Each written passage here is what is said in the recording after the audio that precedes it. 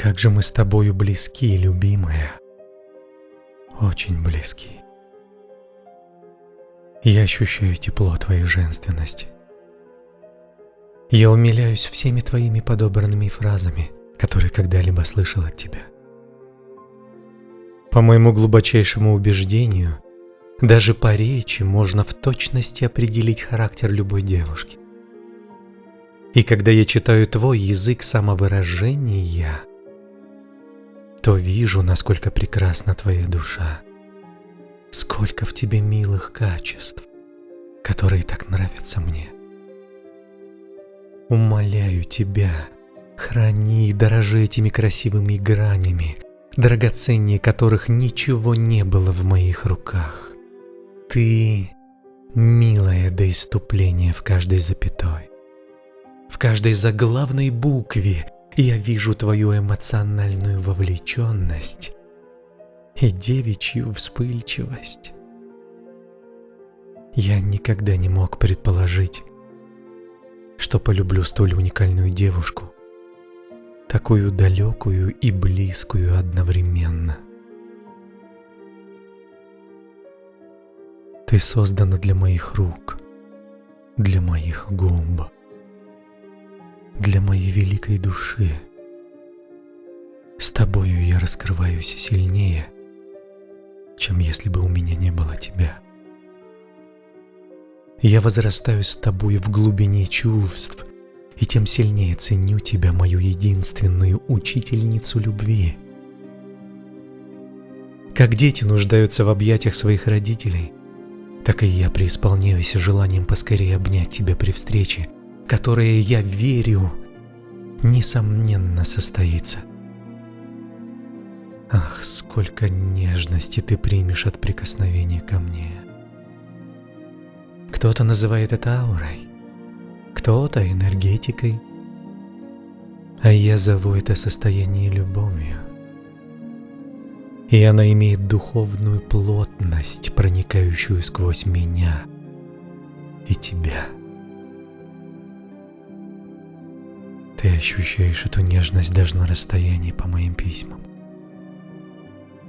Я научился этому у китов, умеющих слышать друг друга на расстоянии 1000 километров, потому что твой образ всегда под моим крылом, в кармане, рядом с сердцем моим.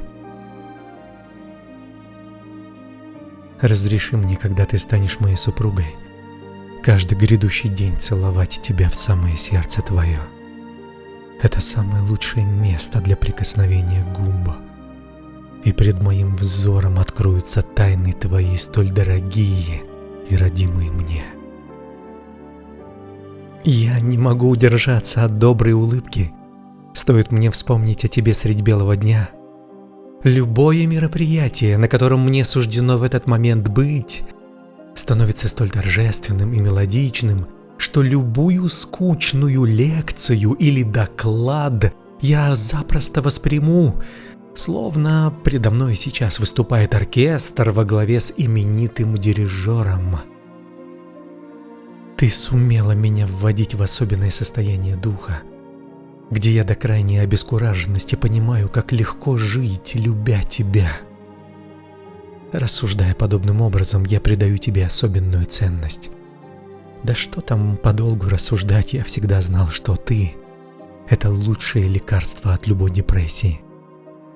И если я когда-нибудь не воспользуюсь твоим ликом для поднятия настроения, то в том будет лишь моя самая большущая ошибка. Мой собственный здравый рассудок нашел выход к любому доброму настроению лишь при мыслях о тебе. Было бы напрасно мне переубеждать себя в обратном, ведь я 1000 раз проверял на себе, как это работает. Ты даришь радость, любимая. Собою ты привносишь в мою жизнь неведомое мне доселе счастье и удовольствие. И я хотел бы с присущей мне мягкостью гладить тебя и благодарить за то, что ты стала моим утешением и благостью. Но за неимением тебя вблизи я лишь глажу твою фотографию. и полагаю, что ты ощущаешь мои добрые прикосновения. А после вот сажусь писать тебе письма.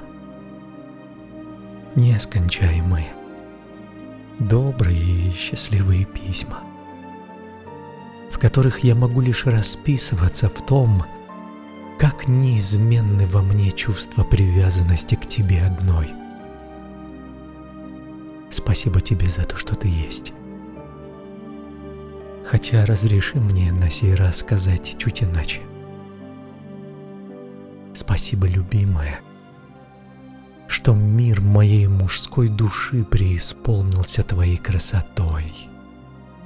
Ты всегда восхитительна и близка мне, даже если никогда не поднимала своих прекрасных глаз в ответ на мои комплименты.